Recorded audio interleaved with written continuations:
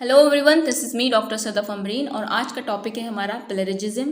प्लेरजिज्म क्या से आप क्या समझते हैं? This means that the act of presenting another work और आइडियाज एज योर ओन। ये एक एक्ट है जिसमें आप क्या होता है दूसरे का वर्क या उसके आइडिया को प्रेजेंट करते हैं अपने आइडिया के तौर पे। ठीक है। Many peoples thinks of plagiarism as copying another work or borrowing someone as original ideas, but term like copying and borrowing can disguise the seriousness of offense. Okay. According to Merriam-Webster online dictionary, plagiarism का जो मतलब है to steal and pass off the idea or a words of another to as one's own. ठीक है। या फिर to use another production without crediting the source to commit literary theft. ठीक है।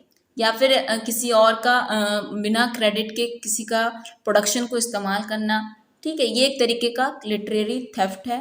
To prevent as new and present as new and original an idea or product drive from an existing source. किसी भी पहले से मौजूदा source से कहीं से कुछ उठाकर आप उसे प्रेजेंट कर रहे हैं कि ये आपका आइडिया है, ये आपका ओरिजिनल प्रोडक्ट है, तो ये भी एक प्लेजिज्म है।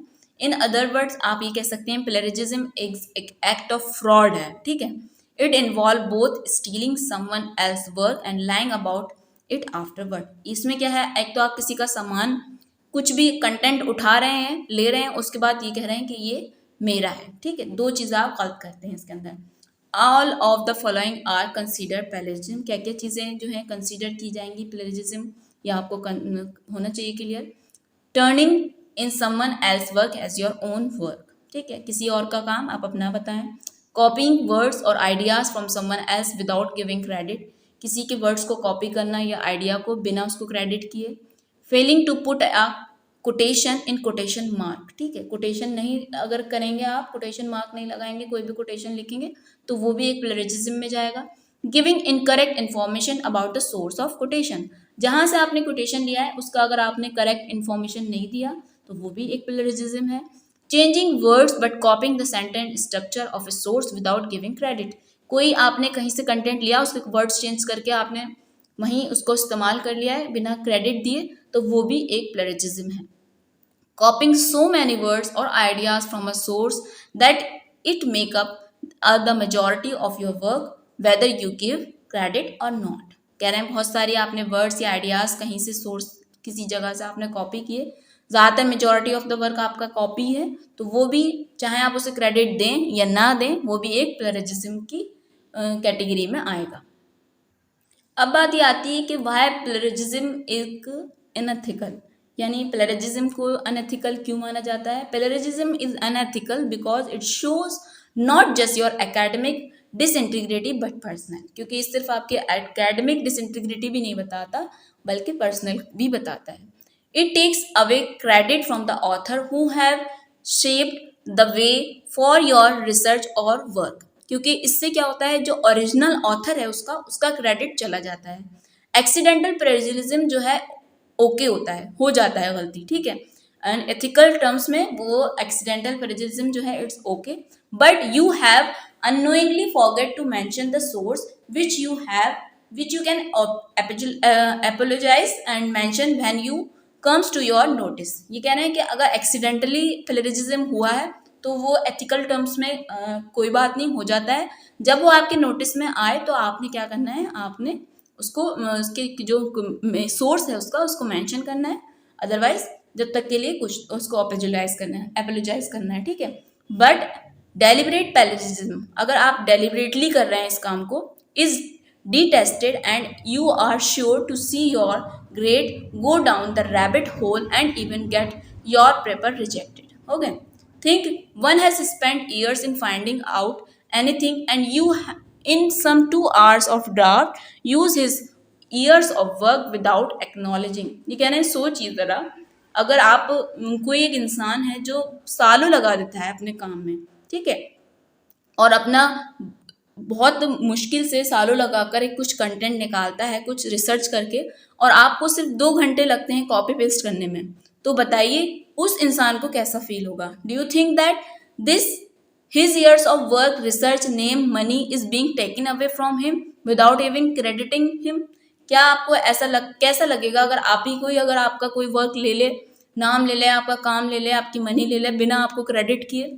Even every time you work is appreciated, आप हमेशा जब भी आपका वर्क अप्रिशिएट होगा तो कहीं ना कहीं आपको ऐसा फील होगा, लैकिंग फ्रॉम इनसाइड, आपको अंदर से अंदरूनी कमी फील होगी कि आपको कहीं ना कहीं अंदर ही अंदर तो ये एहसास होगा ही ना, क्योंकि ये आपका ओरिजिनल वर्क खुद का नहीं है।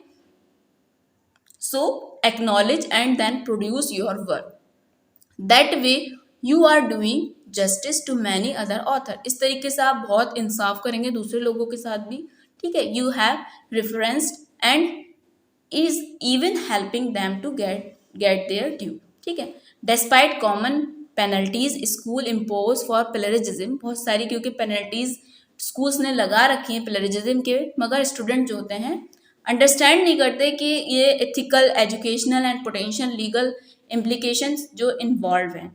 कैसे कैसे प्लेजरिज्म होता है, आइडिया थेफ्ट करते हैं लोग, ठीक है। One of the most critical reason of plagiarism is unethical and a violation of the student conduct code as most high school and colleges is that you essentially steal someone's ideas or work, fraud करते हैं, deceptions करते हैं। plagiarism is a part of broader concept of cheating in school. You submit work borrowed or copied from someone else as your own. This equate to deceiving instruction and committing academic fraud, where when you choose to submit work that is plagiarized, you intentionally attempt to get credit for unoriginal work. इस तरीके से हम एक तरीके का plagiarism करते हैं। Peer disrespect, when you plagiarize, you attempt to get credit for work you did not create, even as your peers submit work they spend time and creative efforts developing. If an instructor assesses the work of other student based on the quality of an polarised work their careers can suffer. इस तरीके से जो है grades भी students की सफ़र करते हैं अगर आप कोई कॉपी करते हैं कहीं से। Personal integrity, plagiarism is an unethical because it goes against the typical college and class standard that require student to treat original papers and work. The point of written project and the paper in school is to help student critically think, create and communicate in written form. If you plagiarize, your curriculum this education objective. ये इस तरीके से बहुत different ways हैं जिस तरीके से plagiarise किया जाता है। अब बात ये आती है, ये तो हुई कि कैसे कैसे प्लेजरिज्म हो जाता है, एक्सीडेंटली होता है या फिर जानबूझ के कर रहे हैं, कैसे आइडिया थेफ्ट करा है या फिर कोई कंटेंट कहीं से लिया है या कोटेशन की वजह से हुआ है। तो अब बात ये आती है कि हम प्लेजरिज्म को कम कैसे कर सकते हैं, क्या क्या मेथड्स होते हैं जिनके थ्रू प्लेजरिज्म को कम किया जा सकता है। तो इसके अंदर सबसे पहले आता है site your source.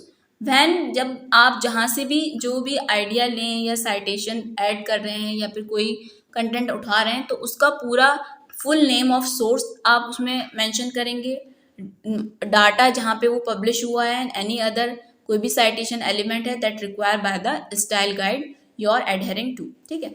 Include quotations में if you include source word in your writing vibration, one of the most simple yet